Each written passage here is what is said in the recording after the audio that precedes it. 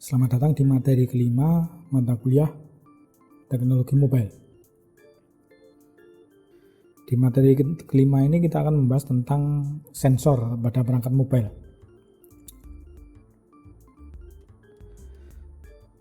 Sebagian besar perangkat Android atau platform lainnya memiliki sensor built-in yang dipakai untuk mengukur misalnya gerakan, kemudian orientasi, kondisi lingkungan, misalnya kelembapan, tekanan udara, dan sebagainya. Sensor-sensor ini mampu menyediakan data mentah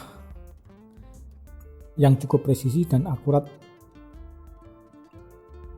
dan sangat berguna jika kita ingin memantau posisi atau pergerakan 3 dimensi dari perangkat kita, atau juga untuk memantau perubahan di lingkungan sekitar perangkat kita itu berada. Misalnya kita bikin game, kita mungkin akan memanfaatkan atau menggunakan pembacaan dari sensor gravitasi dari HP untuk menyimpulkan gerakan dan gesture dari pengguna. Misalnya contohnya itu dulu ada tawaran di online shopping itu ada shake. Itu pembacaan sensornya bisa sensor kemiringan, goyangan, rotasi, atau ayunan. Demikian juga aplikasi cuaca bisa menggunakan sensor suhu atau sensor kelembapan dari HP untuk menghitung dan melaporkan atau menampilkan laporan titik embun, atau mungkin aplikasi perjalanan menggunakan sensor medan, geomagnetik, dan akselerometer untuk melaporkan arah kompas. Ini ya, kita misalnya naik mobil, kita bisa tanpa melihat speedometer, kita bisa melihat kecepatan mobil seperti apa. Contohnya seperti ini. Jenis sensor yang pertama, mikrofon. Mikrofon ini termasuk jenis sensor yang terdapat di semua perangkat mobile. Hampir tidak ada smartphone yang nggak ada mikrofonnya. Ini mulai dari generasi pertama yang belum digital pun sudah ada mikrofonnya, karena memang digunakan untuk merekam suara, mengambil data suara. Sensor ini berfungsi untuk menerima data analog, suara kita atau suara sekitar, kemudian memproses data tersebut apabila dibutuhkan, misalnya untuk melakukan panggilan. Jadi setiap kali HP kita itu menyala, sebenarnya mikrofon itu terus-menerus mengeluarkan sinyal-sinyal suara analog yang siap untuk diproses, meskipun mungkin tidak digunakan karena misalnya tidak dipakai untuk melakukan panggilan atau merekam suara. Fungsi dari mikrofon lainnya misalnya untuk menentukan taraf bunyi atau tingkat kebisingan, desibel biasanya.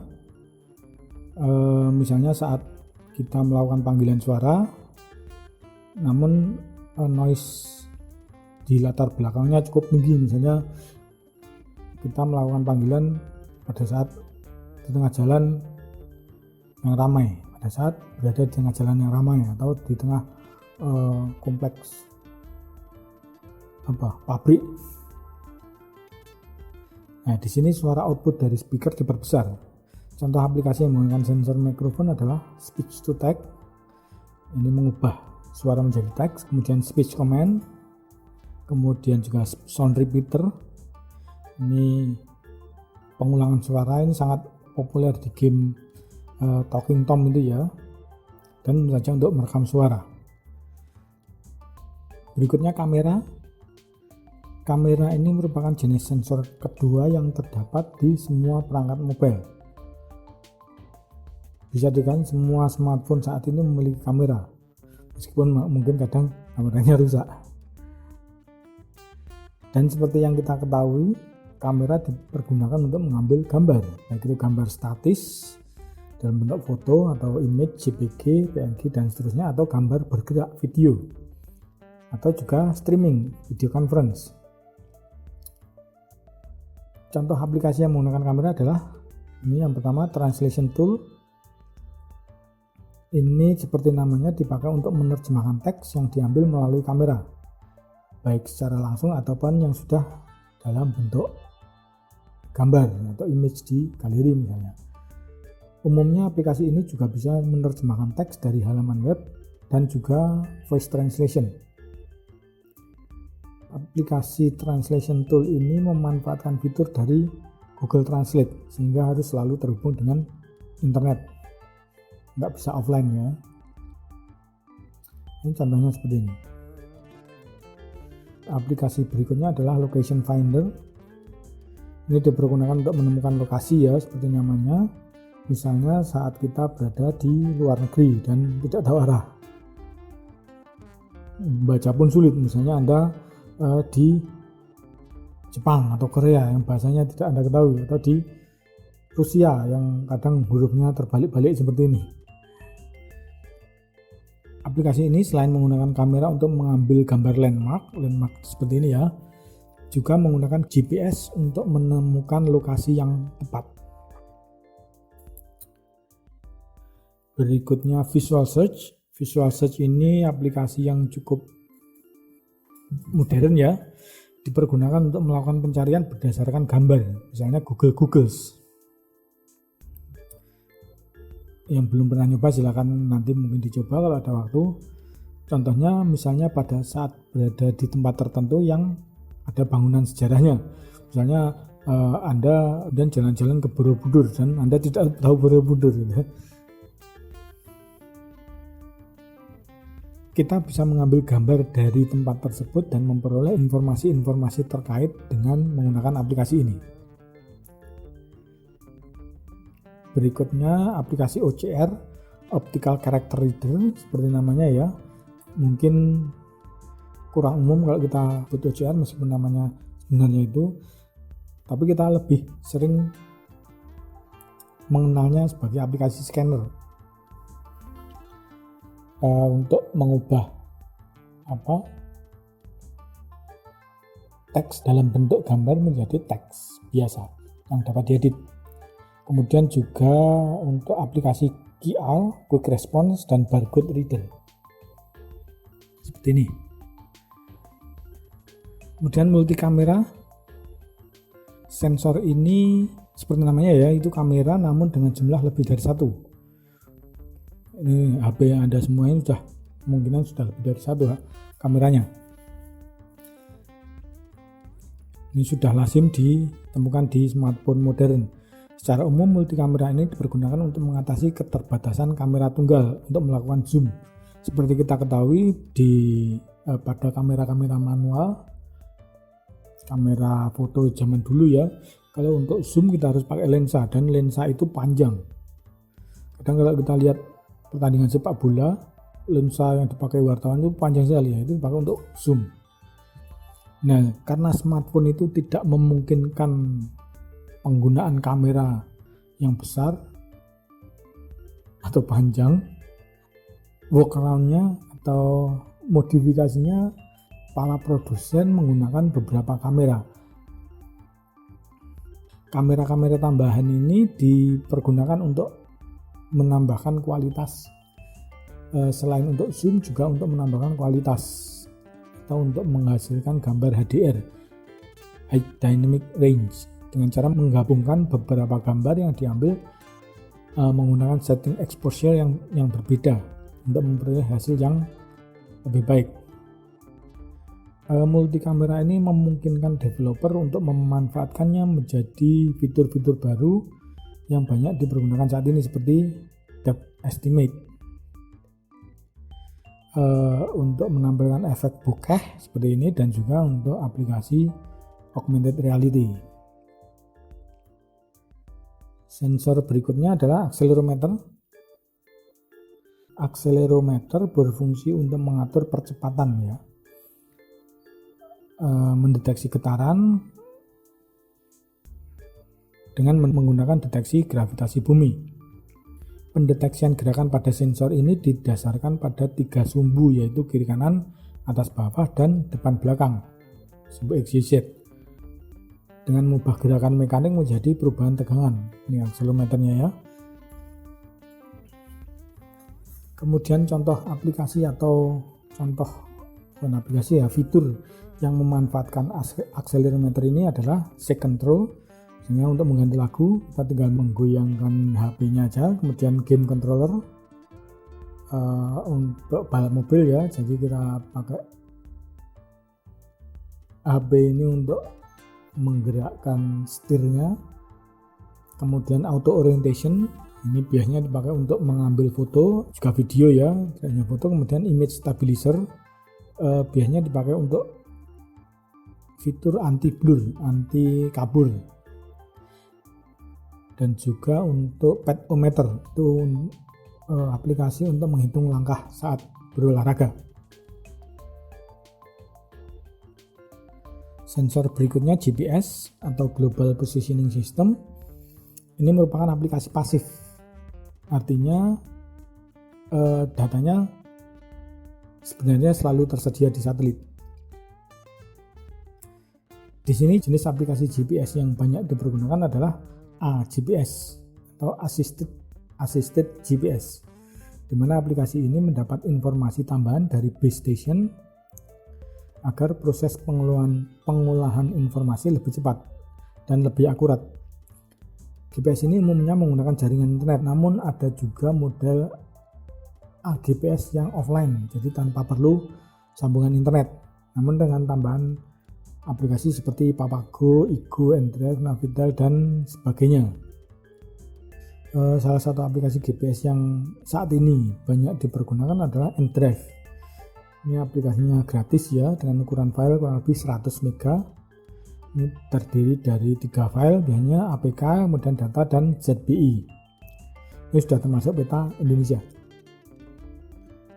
Proses penentuan koordinat GPS tidak menggunakan sambungan ke BTS, namun langsung dari 27 satelit yang mengorbit bumi, yang berputar di bumi. Nah, ini khusus untuk penganut teori bumi bulat ya. Jadi untuk penganut teori bumi datar silahkan tidur aja. Itu langsung dari 27 satelit yang mengorbit bumi. Dari 27 itu 24 diantaranya operasional, sedangkan 3 lainnya untuk backup atau cadangan. Dari Global Navigation Satellite System GNSS Network. Kemudian posisinya selanjutnya ditentukan dengan menggunakan trilateration atau perpotongan 3 lingkaran seperti ini. Di sini perbedaan antara GPS dan AGPS. GPS ini lebih lambat karena memerlukan TTFF, time to first fix, atau mencari satelit dan menentukan clock data. Proses ini biasanya berlangsung selama 30 detik hingga beberapa menit, cukup lama. Kemudian GPS juga sangat dipengaruhi oleh posisi user. Di sini bila user berada di tempat terbuka, misalnya di lapangan, maka proses TTFF ini akan jauh lebih cepat bila dibandingkan dengan bila user berada di wilayah yang berbukit atau wilayah perkotaan yang padat penduduk. Kemudian AGPS itu lebih cepat dan tentunya lebih hemat baterai, karena tidak perlu terhubung langsung dengan satelit. AGPS ini memperoleh data parsial dari BTS. BTS ini memiliki GPS receiver yang selalu terhubung dengan satelit, jadi datanya diambil oleh BTS kemudian baru dikirimkan ke user. Jadi yang menanggung biaya proses pengiriman data dari satelit itu yang BTS-nya. Kemudian data informasi GPS ini selanjutnya dikirim oleh BTS ke user pada saat dibutuhkan. Sensor berikutnya adalah giroskop. Giroskop ini sensor yang mirip dengan akselerometer karena sama-sama bekerja memberikan informasi orientasi dari perangkat kita. Bedanya giroskop ini bekerja lebih presisi berdasarkan prinsip momentum sudut seperti ini, dan mampu menampilkan dimensi tambahan untuk informasi dari akselerometer melalui perputaran perangkat. Berbeda dengan akselerometer, sensor ini relatif lebih mahal sehingga tidak semua smartphone memilikinya. Sebenarnya giroskop ini sendiri pada awalnya dipakai untuk penerbangan ya. Jadi ini gambarnya, kalau dipakai dalam penerbangan itu giroskop itu untuk mendeteksi yaw, pitch, dan roll. Yaitu roll itu bergerak berputar ke samping, yaw itu kiri kanan, kemudian pitch itu atas bawah. Sensor berikutnya magnetometer. Sensor ini juga relatif banyak ditemukan dalam berbagai merek smartphone. Sensor ini bekerja mendeteksi medan magnet dan termasuk salah satu sensor yang dimanfaatkan aplikasi kompas untuk menunjukkan kutub utara. Ini ya, misalnya seperti ini. Kemudian sensor proximity seperti namanya, kedekatan ya. Ini terdiri dari sebuah LED inframerah dan detektor cahaya inframerah. Sensor ini cara kerjanya memancarkan cahaya inframerah yang tidak kelihatan dan dipantulkan oleh objek terdekat, yang selanjutnya dideteksi oleh detektor inframerah. Cara kerjanya ini mirip dengan kerja mouse yang menggunakan LED itu. Dulu itu ada mouse seperti ini, mouse menggunakan bola, tapi sekarang semuanya menggunakan LED. Bahkan LED yang tidak kasat mata, invisible LED. Proximity kerjanya seperti mouse ini. Sensor proximity pada perangkat mobile biasanya ditempatkan dekat lubang speaker. Ini dipakai misalnya pada saat sistem mengetahui saat kita melakukan panggilan telepon, karena sensornya tertutup oleh bagian wajah kita, maka perangkat akan memerintahkan untuk mematikan backlight dari HP agar tidak terlalu panas dan menghemat daya baterai. Untuk saat ini hampir semua smartphone di pasaran dilengkapi dengan sensor ini, mulai dari entry level hingga high end, semuanya ada. Berikutnya light sensor, sensor cahaya. Ini dipakai untuk mengukur tingkat cahaya pada suatu waktu dan diterapkan saat pengguna menyalakan fitur otomatis untuk menyesuaikan kecerahan cahaya, auto brightness ini ya. Fitur ini memudahkan user sehingga tidak perlu lagi mengatur tingkat kecerahan layar secara manual. Secara umum sensor ini dipakai untuk menambah atau mengurangi tingkat kecerahan cahaya secara otomatis. Misalnya kita berada di lapangan saat siang hari, cahayanya terang sekali, kecerahan layar akan ditambah agar kita masih dapat melihat layar smartphone dengan jelas. Kemudian saat kita menggunakan smartphone pada malam hari yang cahayanya minim, kecerahannya juga dikurangi agar tidak terlalu silau dan tidak merusak mata. Untuk light sensor ini hampir semua smartphone modern sudah ada. Kemudian sensor berikutnya barometer. Seperti namanya, dipakai untuk mengukur tekanan atmosfer. Selain itu dipakai untuk menentukan posisi user dengan menggunakan ketinggian DPL di atas permukaan laut. Sebenarnya pengukuran GPS juga memanfaatkan sensor ini untuk menambah akurasi yang dihasilkan, data-data yang dihasilkan. Namun sayangnya tidak semua smartphone dilengkapi dengan sensor ini karena sensor barometer ini cukup mahal ya, jadi hanya smartphone high end yang dilengkapi dengan sensor ini. Berikutnya termometer. Termometer ini bekerja seperti termometer biasa untuk mengukur suhu lingkungan. Namun penggunaan sensor termometer berbeda pada tiap smartphone. Ada yang bisa mengukur suhu sekitar baik di luar ruangan maupun dalam ruangan. Namun ada juga yang dipakai hanya untuk mengukur suhu perangkat smartphone dan baterai. Jadi kalau HP-nya terlalu panas mungkin akan muncul warning. Tapi tidak bisa untuk mengukur suhu di luar ruangan, tidak bisa, hanya untuk mengukur suhu baterai aja. Kalau baterainya terlalu panas akan terjadi deteksi overheat dan sistem akan mati untuk mencegah kerusakan. Berikutnya terakhir sensor fingerprint atau sensor sidik jari.